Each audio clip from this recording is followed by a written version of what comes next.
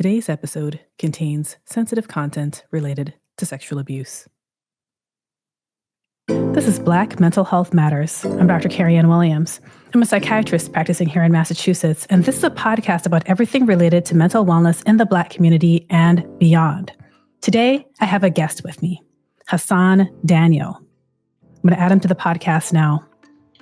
So, Hassan is a founder and CEO of TheFatherFactory Incorporated, a fatherhood program focusing on parenting, biblical literacy, and counseling for fathers who have experienced childhood trauma. Hassan has a degree in Christian education and Christian counseling and is a board-certified marriage and family therapist. Welcome to the show, Mr. Hassan Daniel. Oh my gosh, thank you, drkerryann. It is such a pleasure to be here with you. And I'm just so excited about the wonderful work that you do. So this is just exciting for me. Thank you. We're excited to hear about the work that you do as well. So tell us a little bit about yourself and what brought you to the work that you do. Tell us your story. All right. So Hassan Daniel, I am a husband. I'm a happy husband. I am a father. I write books and curriculums that help men to and through a reset of their trauma from child sexual abuse. I am a survivor of child sexual abuse, and I'm smiling with that. So I want you to notice that, and we'll talk about that later. But I am also just excited about doing this work. What brought me to this work was, one, being a survivor, but not just right after experiencing being molested. I was molested by the pastor of the church that I was raised in. I was in this church from age 6 all the way through young adult. Early young adult, and experienced before preteen molestation, experienced being molested before preteen, all the way through high school.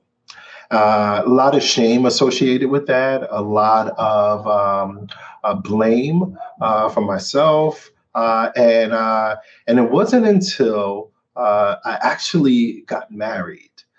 So I got married in 2005. I want to get that date right. 2005.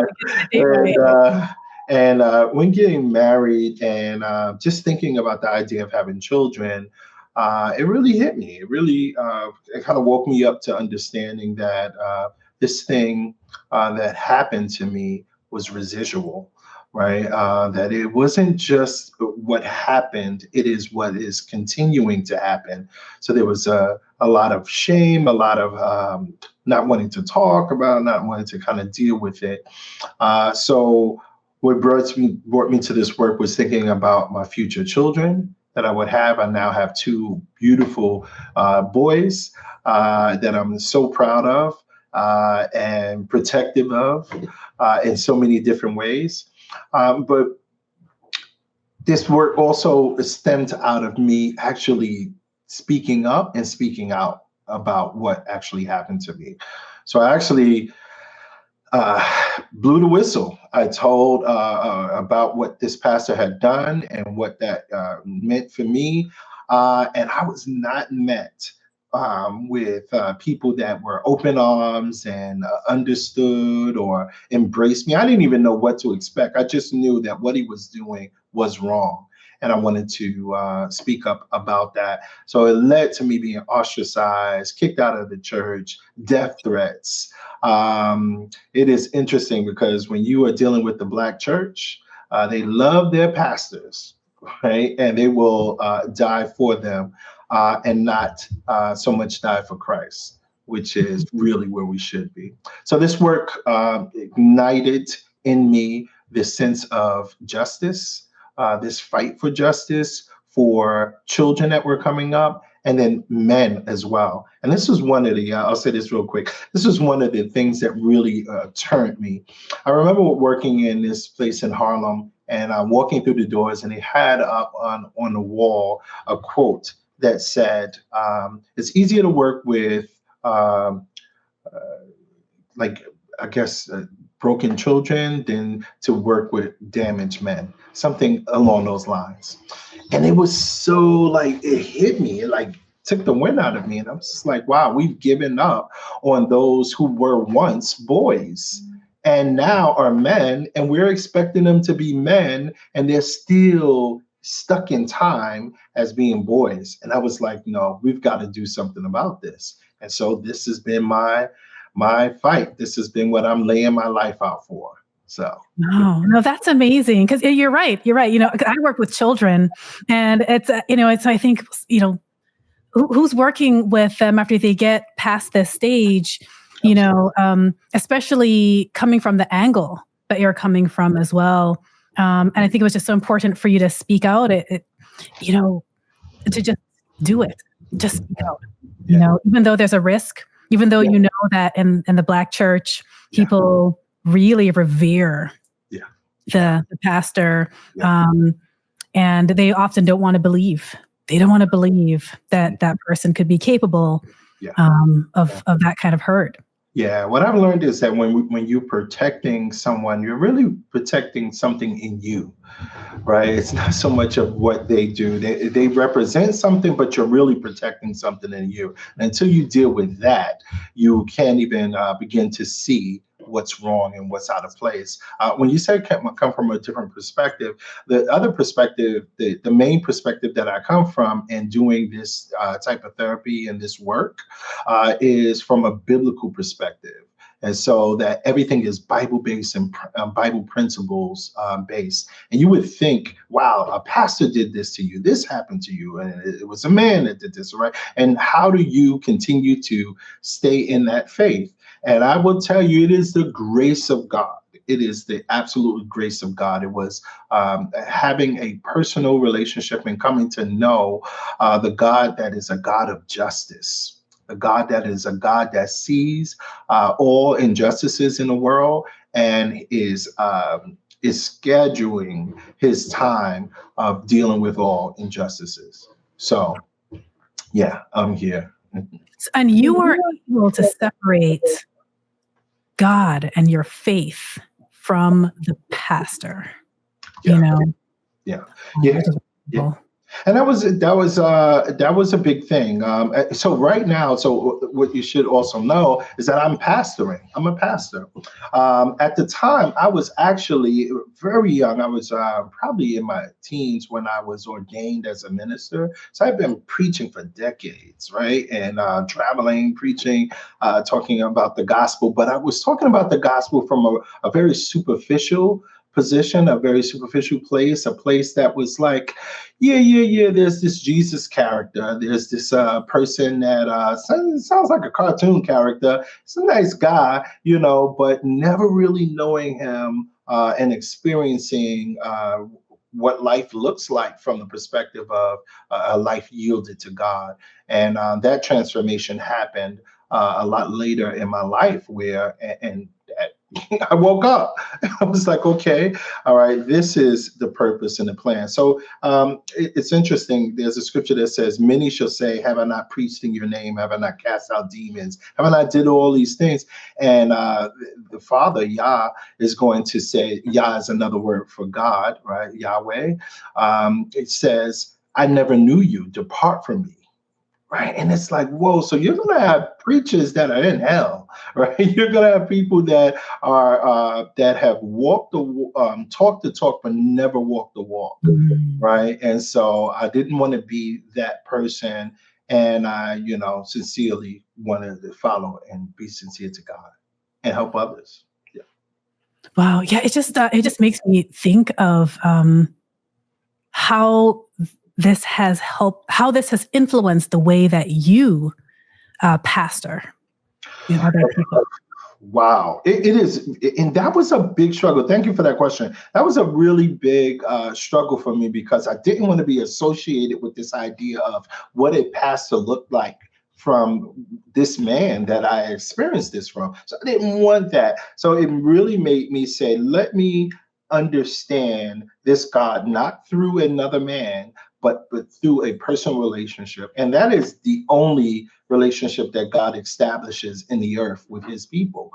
We're made in his image. right? We're all image bearers. The man that molested me is an image bearer of God, soiled and marred, absolutely, but yet still an image made in the image of God.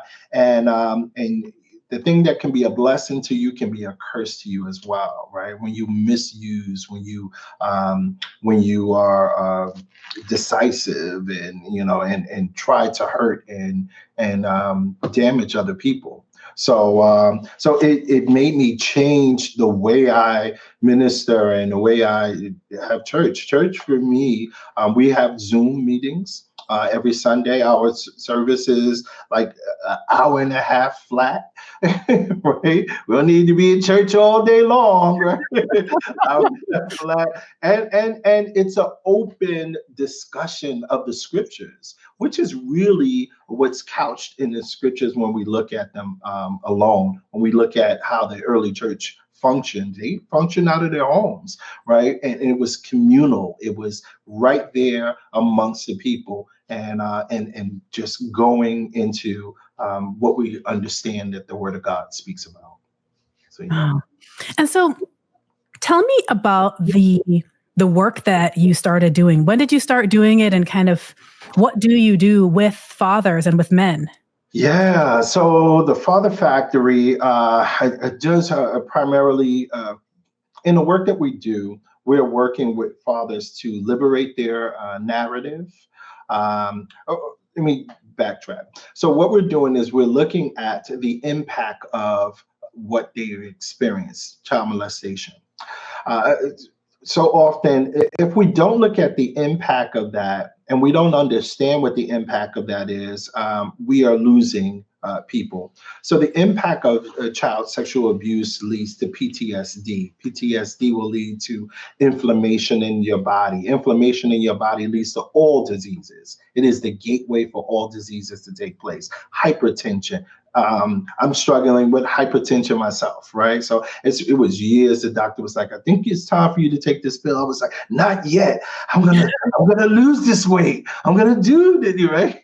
And I finally had to give in, right, to deal with this issue of hypertension. But if you have hypertension, then you can also couple that with diabetes. There's so much that is there's this demand on your vagus nerve, right? Is this demand on your sympathetic and parasympathetic nerve, and how you function? You're functioning in this way where you are constantly afraid, right? You're constantly unsafe. You're in the safety of your home. The chain is on the lock. And the door is locked and the chain is there, and you're yet not safe, right? Because you can imagine there's this persistent threat that is there, and that breaks down everything about who you are, what potential you can be. So we deal with this impact. How is this impacting men? So we talk about liberating their narrative. And so we do an exercise around this about liberating narrative, and it's really identifying the idols in our lives. And so I wanted to be such a great steward with talking with you guys today. So I wrote down some notes so I can make sure that I have everything. So, right. So this idea of dealing with these idols, and right. So, people may say that's an archaic terminology, idols, right? Nobody serves idols. Well, we had American Idol, if we can remember that, right? Right. So this idea of idol is really interesting because Timothy Keller, which is he has since passed in 2003, but he was a Presbyterian pastor in New York City, and he wrote a book and talked about the subject of idols. I want to share that right quickly. So he gives this definition in terms of idols. He says, anything that absorbs a person's heart and imagination more than God, or anything that a person seeks to give them what only God can give them. Mm-hmm. Right? Like, look at that. So potential, anything that you love can be an idol. Anything that you love can become this very thing of an idol. And think of the things that have taken the place of God in your life. And just people are like, well, what do you mean, God? Here we go with this spiritual stuff, right? Well, we're made in the image of God. Anything that if you lose it, takes your breath away. If you lose it, you don't want to live anymore. Right now, that can go from your career to your titles, that can go from your children, that can go for all of these things, right? And biblical principle puts us in a place that the only person that we worship is God. So we never put anybody in that place. Only God goes there. The Ten Commandments, if you can remember, right? Thou shalt have no other God before me, right? Only the Lord thy God. That was very important to carrying out all the other nine, right? Because if your perspective is in place as to who you serve and who you look to, that works for you. So idols, right? And then this idea of idols, dealing with idols. Then there's this biblical principle that tells us about that we are to boast in our weaknesses. Ooh. Yeah. Now here's the deal, right? Whenever you are studying the scriptures, if you study the scriptures and you're just comfortable with everything it says, you are not studying the scriptures. You are not. This is a journey that is going to transform who you are. People are going to look at you and say, oh my God. If they can say that term when they see what you've done, right? When they see this justice work that TheFatherFactory has done, they have to acknowledge God in it. It's like, there's no way this woman could have just come up with all this brilliant work and bring these brilliant people on her platform and help thousands of people who she will never even meet, right? That is only an act of God, right? So it teaches us not to boast, and it teaches us to boast in our weaknesses, because the idea of boasting in your weaknesses is knowing that I am in a place where I am in need of a God. I'm in need of God, and to an extent that I have to acknowledge these limits and these limitations. So once I've done that and I've acknowledged these limitations, I get this strength from him. He kicks in at that point, right? So God kicks in at that point and enables us to live beyond our limitations and go beyond our capacity with strength that you never imagine. So strength that you cannot imagine. How did the slaves endure such hardness with just a song? Soon and very soon, we are going to see the king. I'm just gonna burst out in songs throughout this time too, just to let you know, right? Right. So just holding on to this very understanding that he is a God of justice, that he is a God that will make it right, right? Like how that looked for a person in the person of Harriet Tubman, who didn't go just once, didn't go just twice, didn't go 10 times, just kept going back. Right? If this takes my life, that's fine. But I move beyond the strength of my own capacity. So you asked the preacher to say something. They're preaching. Right? So I move beyond my own capacity to do what it's not even like makes sense of being able to do. What? Right? So we move beyond this capacity, and then we find ourselves moving to a place where we have a dependency on God and we trust him. We trust in the image that he placed in us and the ability that he gave us to go. There's another scripture that says, the fear of man brings a snare. In other words, it brings a trap. So the end of that time when you are reverencing and respecting man over everything else, you will find at the end of that will be a trap. And it says, but if you trust in the Lord, you will be safe, right? So you're going to go through hardness, but through that hardness, you're going to find safety. I regret. Wow. Yeah. So really thinking through how the Bible can help people to kind of rethink kind of to shift the way that they think, to shift their perspective, to give them perspective, essentially, on their life experiences and the repercussions of their life experiences. So now they have a different frame for it. Yes. And hope. Yes. Yeah. Yeah. And you know, what's different, and that's because I always think about that, right? This could really sound like, oh, you know, this is I'm gonna get it wrong, but CBT, is that critical Oh, the cognitive behavioral therapy. behavior therapy, right? Elements of that. Elements of it, right? So it can feel like this cognitive, but cognitive behavioral therapy still relies on yourself, right? It's still at the end of the day only possible of what I'm able to do. See, this steps out of that and it acknowledges, hold on, I didn't create that moon or these stars or the sand or the ocean and all that I'm experiencing. And so there is a higher power. There is a God. There is a Yahweh who sits and says that I gave you this authority to be able to do what you do in the earth. And so let me learn from that. Let me go with this breathing, right? And breathe in this spirit that he's given me and this energy that he's given me to operate. Yeah. So then it's not just a shifting in perspective, there's also surrender. Yes. And there is empowering that's happening as well. Yes, I'm taking notes because I like how you said that. Absolutely. That's exactly what that is, right? That we walk surrendered. Yeah.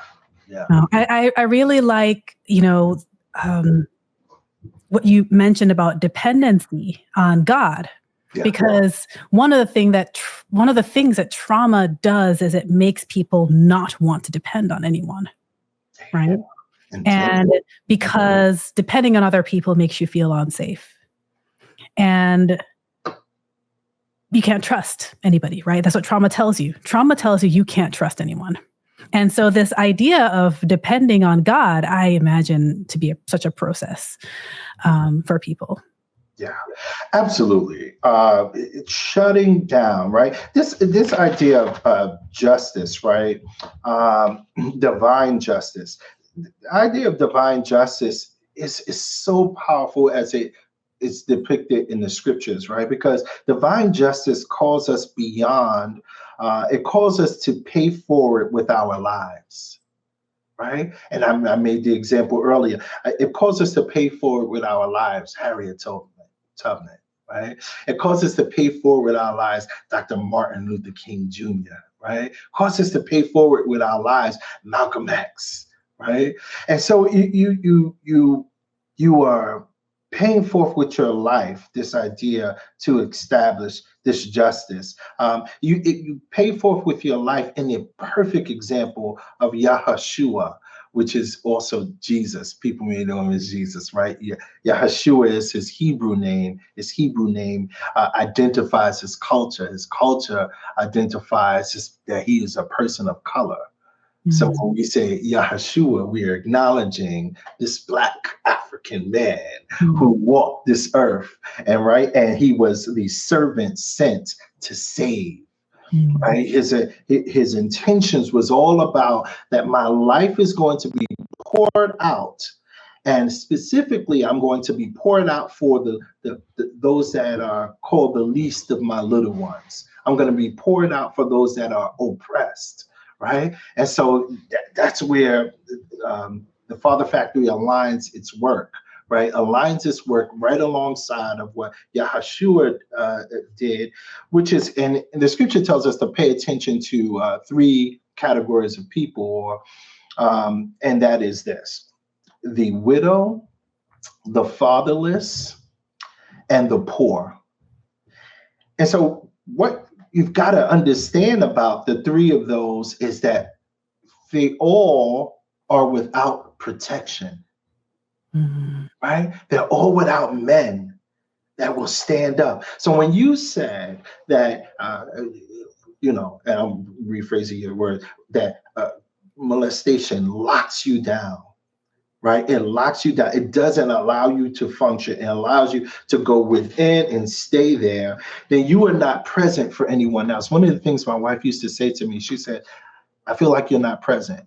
I'm like, I ain't go nowhere. I've been here like the whole time. What are you talking? Like she would say this to me periodically throughout our marriage. She's saying it less now, so I think I'm getting it right. I think I'm getting it right?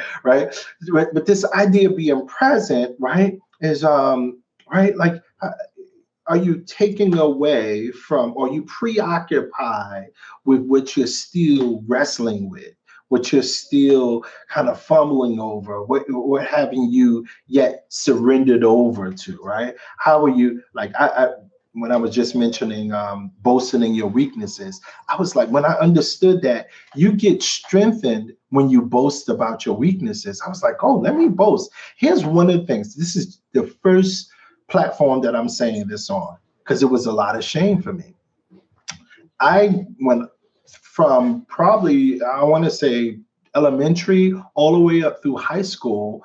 I was in what's called a resource class, which was a part of the special education class, which I never acknowledged it as that. I just, this is just people that like to give you treats, right? You go to this class, you read a little bit, you do it, and they always got snacks around. So this is cool for me. This works, right? But it was a lot of shame around that. I literally, and I tell you, I literally taught myself how to read after high school.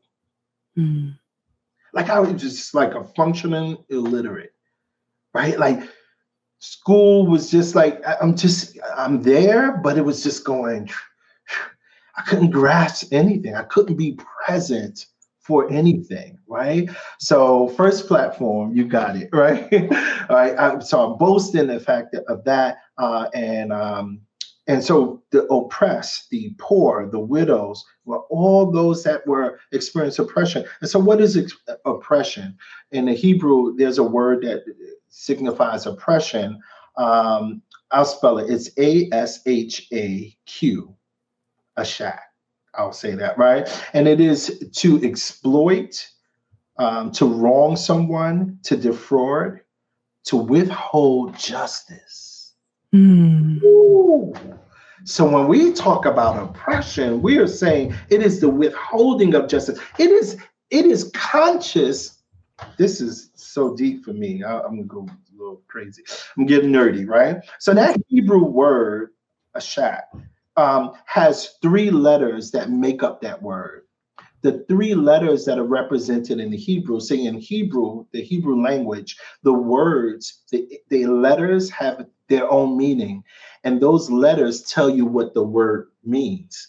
So those three letters that are there, one represents the I, which is this idea of being able to perceive and to feel intently what is actually being experienced. And then the other letter is teeth, which means to devour. And then the other letter is the back of the head. And so this is the idea of that it's hidden and far-reaching in its effects. And that comprises of the word oppressed. And I'm like, oh my gosh, right? So oppression is intentional. Oppression is intentional. This is not a mistake. This is, I am going to withhold justice. I am going to enact redlining. I am going to put a system in place that says racism. I'm going to ensure that welfare is in place in such a way that it cripples you and not helps you, right? I'm going to put in place sexism. I'm going to put in place these things that will hold back, withhold justice, right? And so that culminates all in my work, this idea of fatherlessness, right? That when you have a father there, but it's if he's gone through this experience of sexual molestation, he is wrestling with things that he will not even see his child wrestle with. Mm. And so it'll perpetuate the cycle of what he experienced in the life of his child. And so when we look at this, divine justice tells us to attack that. It says to look at the systemic issue, right? Look at what's happening systemically. I'm going to read you something from the book. Can I do that? Go ahead. In the book, I'm writing a book, and it's actually entitled Not Another Child, identifying the systemic evils that aid sexual molestation. So I'm going to read you a piece. Give me 2 seconds. And here it is. All right. So molestation doesn't exist in isolation. It is woven into a web of systemic injustices that impact communities of color, including poor education, racism, marginalization, redlining, and flawed prison and jail reform. These interconnected systems sustain cycles of harm, creating environments where abuse can persist and be overlooked. Mm-hmm. Right? The perfect system, right? Because everything just it continues to go. It's just years. It almost sounds like Jim Crow. It almost sounds like a system that gets put in place that says, all right, we just need to do this and step away from it and seem like it's not us doing it, right? You just need to pull yourself up by the bootstraps, right? You're a grown man. You act like a grown man, right? But they know molestation freezes you in time. So the moment that happened to you, you're frozen in that time. You're still processing that way, right? And so the work that we're doing is addressing that and getting that. And I feel like I went off from your question. No, but I think it's important for us to think about the systems that maintain things, because I think we don't really think about that. We think of individuals. We think, well, that's a bad person, and that's true. But there are other factors that make it possible for the cycle to continue. Yep. And so that it can be real for your listeners, let's talk a little bit about statistics, right? So let's look at, so, all right. So here's a couple of references. So 1 in 6, so 1 in 6.org is a reference, rainn.org, that's RAINN.org, and malesurvivors.org. And also there's a really, really good one called TheFatherFactory.com. So you definitely should check out that website, right? So, and when you go to TheFatherFactory.com, write us a note in terms of on the contact page and tell us, hey, you know someone that needs the help, that needs the work. And we'll talk about that some more. So 1 in 6, it says that 1 in 3 girls and 1 in 6 boys will be molested before the age of 18. That's mind-blowing. Mind-blowing. And here's what's mind-blowing about it even deeper, right? These are underreported when it comes to men. So 1 in 6, right? This is underreported. So these are probably situations where it just had to come out, but there's tons of men that are not talking about this, that have had this experience, that are not talking. I do this talk and pretty often, and when I'm done, when I'm finished, I'm walking to my car or something like that, I get somebody that, hey, just wanted to mention to you, yeah, I experienced that. Yeah, I went through that. That happened to me, right? So they're not disclosing, or I'll get some that said, I didn't even, until you mentioned it, it hit me back in my mind that actually that happened to me. Like I didn't realize that was a thing. So the statistics also run this way. It says every 68 seconds, an American is sexually assaulted. Every 68 seconds. And every 9 minutes of that time, it's a child. So if we do 60 minutes, every 9 minutes of the time that we're sitting and we're talking, a child is experiencing this. Every 68 seconds, an assault in America a sexual assault is taking place. Right? These numbers are not just descriptive, but they're predictive. And I have a problem with the fact that they're predictive, right? Like, because that means we know that it's happening and we probably even know how it's happening. So we need to get on dealing with how this takes place. Last step. Um, Out of 1,000 pedophiles, only 25 of them will ever experience going to jail. Out of every 1,000, 25 of them will ever experience going to jail. What kind of numbers are those? Imagine producing those numbers on your job. You think you'd be employed? Right? Out of 1,000 pedophiles, only 25 will ever see that. And a lot of that is due to the silence of the victim. A lot of that is due to the shame around disclosing. And we can talk about that even more, right? But it's going to impact PTSD. It's going to impact alcoholism's,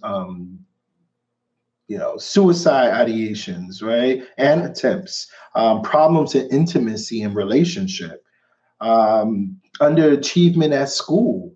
This is going to impact all of that when a person has experienced this, right? So I want everyone to see it from that perspective and understand it from that perspective. Yeah. Mm. I mean, those statistics, I mean, the scope of the problem is massive. Yeah. And because talking about it, Yeah. no one knows how big that scope is, how big the statistics are. Oh, yeah. Yeah. And so, there's a famous quote that said, and it's when white folks catch a cold, Black folks get pneumonia. Mm. Right? So if you're looking at these stacks, you then have to think about the stacks are higher amongst those that are at risk, those that are the oppressed in our communities, right? So that translates to people of color and particularly males, right? Young Black males. Right? Not that it doesn't apply to young Black women. It does. It applies to all, right? But the stakes are higher for those that are more at risk.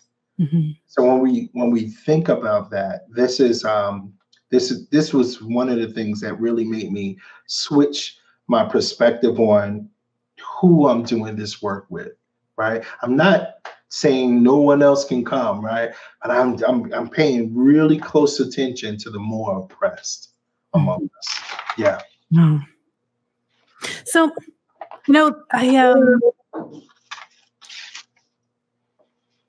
you spoke about a few different concepts, and one thing that I sometimes think about is a concept of forgiveness, and what role does a concept of forgiveness have for trauma survivors? Yeah. And is that something that comes up when you do coaching or when you work with men? Absolutely. So, forgiveness first means I have to admit that something happened. And for me to admit something happened, I have to. A lot of men that I work with are not embracing the fact that something happened to them. They're looking at it from the perspective of, I allow something to happen. Oh. So therefore it's my fault. So who really am I forgiving? Because I'm not even labeling the victim, like the perpetrator in this. I'm essentially I should have been strong enough. I should have been smart enough. I should have walked out. I should have not said, I should have did this. I should have did that, right? But what they don't understand is that they were a part of being groomed, right? So pedophiles ideally groom children and in ways of exposing them to things that are, let's just say, example, exposing them to porn, right? And then once they're exposed to porn, they then advance to other things and they hold the children to participate in more evil acts by saying that they will expose that they view porn to their parents, right? So they use that as a thing, right? And so the child now walks away with, it's my fault. Like I did this. I did. The other thing that makes it very difficult for a lot of men to even say, get to this place of forgiveness, and I'll get there, right?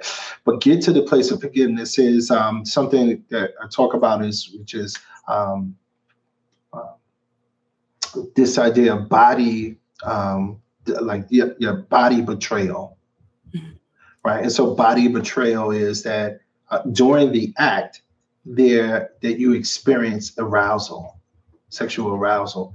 And so now that automatically puts it where, like, so then, something, is going on with me that I'm not acknowledging. And pedophiles use that, like, oh, see this, you wanted this, right?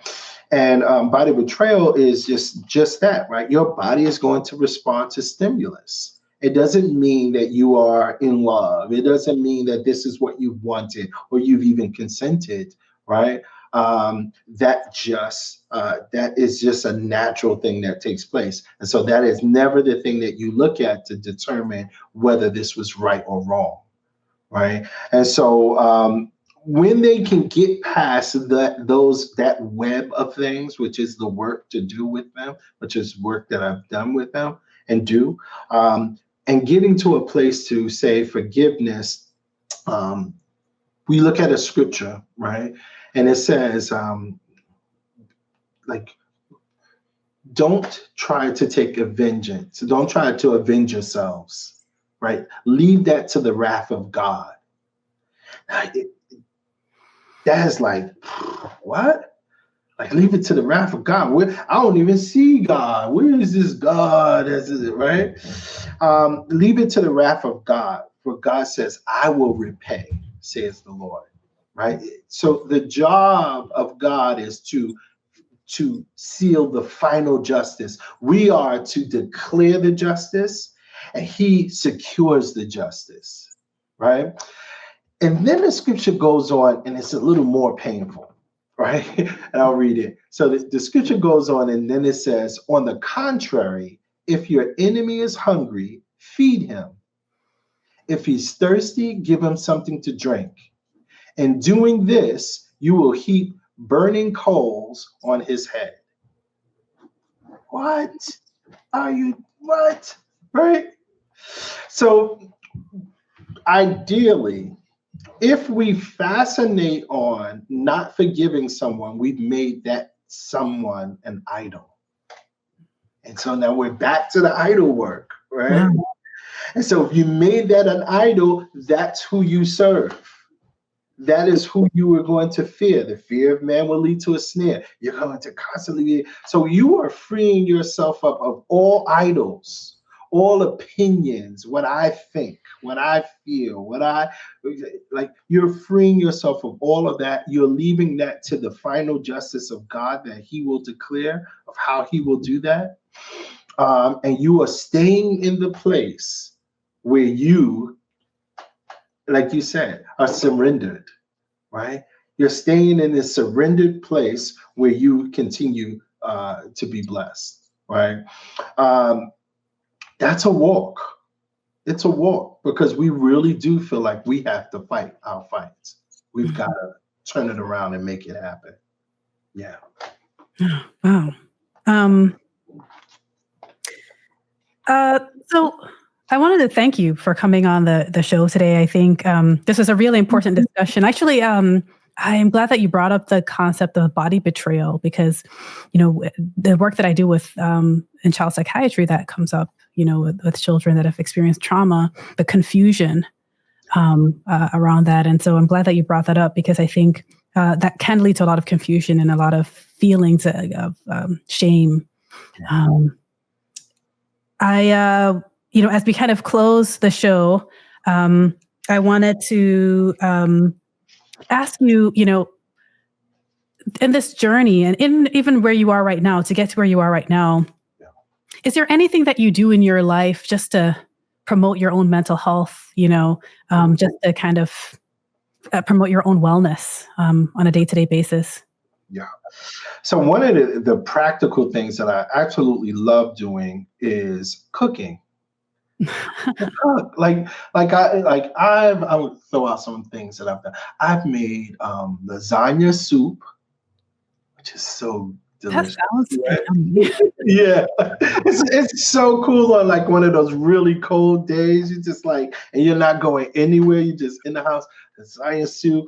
I cook very often for my family, so I enjoy doing that. I enjoy trying different things. My wife gets on me. She's like, "All right, you made it really good last time. Don't change the ingredients." And I'm like, something extra, something different, right? So I enjoy I enjoy cooking. I enjoy singing. So I do sing. I was a choir director at one point. I started a choir when I was in high school. I moved from like a 9-member choir to a 75 voice choir. We Yeah. sang with Patti LaBelle before. Oh my goodness. We sang for at least two of the mayors in New York City at City Hall. We sang for the decorating of the tree in New York. We did a couple of things in that. I have a long history since 1989. Our first album, Gospel Rapper. So I did 3 albums with 2 other wonderful gentlemen. And our group was called GGT. And so we had 3 albums. Our last album was in 1992. So you see how old I am. Well, Uh, it was a good year for music. Yeah. yeah. I know we can still, yeah, right. So singing, cooking, physical stuff. I like to shoot around, play basketball with my sons. That's pretty cool. So I do that for my own mental health. See that I also this will be helpful for all of us men who walk around with this. I also do something where I open the vial. I open the vial. And what that simply means is I intentionally schedule times to cry. Oh. Yeah. So I'll get my song and that just takes me there and just open a valve, right? Because I know there's been things that I've been dismissing that I'm not even aware of that I've been dismissing. And I need to open that valve. And the moment I do that, weights just drop off. So, Oh. yeah, Oh, it sounds very cathartic. Yeah. yeah, yeah, Yeah. yeah. It's like a time of like release, a time to drop your guard and just be vulnerable. Yeah. Yep, yep. Yeah. Needed. Yes. Wow. So, where can people find you? Where can people get more information about what you're doing? Yeah. So definitely you can find me on TikTok. You can find me on Facebook, The Father Factory. You can find us at fatherfactory.com, our website. Definitely check us out there. Please go on the website and leave us some words of questions or thoughts, or even you're interested in going through our 12-week curriculum around dealing with molestation for men specifically. So you can definitely say, hey, I want to be a part of that. That can be a one-on-one or that can be a part of a group. I'm looking to set up like a webinar where I'm just inviting people to come and just kind of hear talks around this. So I'll be doing that, but you'll be able to see that on the website, get that there. And I'm closely associated with the Brazelton Touchpoint Center. I'm one of their speakers there. A great friend there, Joshua Sparrow, who connected us. He is just doing wonderful work there. I love the fact of helping to protect children. So I'm one of their national facilitators as well. So that's pretty cool. And just all of those different ways you can find me. Yes. All right. And then any last words, anything that I didn't ask you or that you wanted to just make sure listeners heard before we go? Sure. So, like, just a couple of things. One, just on an individual level, because we feel like it's so massive, but in terms of this problem around molestation and the systemic issues around it, what I will tell you is that one of the reasons why it's massive is because we become individualistic. Right? Everyone went into their silos. They're like, I'm here and I'm good. But we've got to get back to being parenting every child, right? Every child gets parented by every parent, right? We've got to get back to the African saying of it takes a village to raise a child. We've got to stop shaming victims, right? She's just so fresh. She said, what were you wearing that something happened to you, right? We've got to stop shaming victims. We've got to seek justice against systems that punish victims, right? So you disclose, and now we're going to put you away into a home, right? So now, we've got to do those things and engage fathers. If we're looking for fathers to disclose, engage fathers on unconventional levels. Like I mentioned to you guys, I love to cook, but the first thing a men's group will talk about is, hey, we're having a sports thing over here. And I used to think I was the only guy that didn't watch sports. It's so many of us. I could stop fronting, like back in the days. That's an old term for y'all millennials and the young ones. They don't say fronting anymore. Yeah, I was perpetrating the fraud, right? By trying to act like I knew the stats. Oh yeah, so and so. And it was like he retired years ago, and I'm like, oh yeah, well I'm saying when he was there, he was good, right? So unconventional ways like cook-offs, or get a knitting class, get a dance group, or just engage men as human beings and not with these toxic masculinity viewpoints, right? So let's engage men just on that, and I think we will at least be on a starting road towards this. And then when my book comes out, buy my book. Yes, buy it up, then share it with everyone that you know. Yes, and it's called Not Another Child. Not Another Child. Yes. Okay. All right. And so thanks again for coming on the show. This is, I think, such an important topic. And I feel like you explained everything so clearly and, describe kind of the scope of the problem and the different steps that you help guide people through. You have a resources available with a 12-week kind of course and a book coming out and other resources. So you guys definitely go to TheFatherFactory.com and check that out. Check Mr. Hassan Daniel out online. And I'm sure you can reach out through the website. Yes. So thanks for being on the show today, Hassan. Thanks to our listeners today for listening in. Take care this week, everybody. And remember to be bold, to be self-forgiving, and to be mindful of others. See you again next time.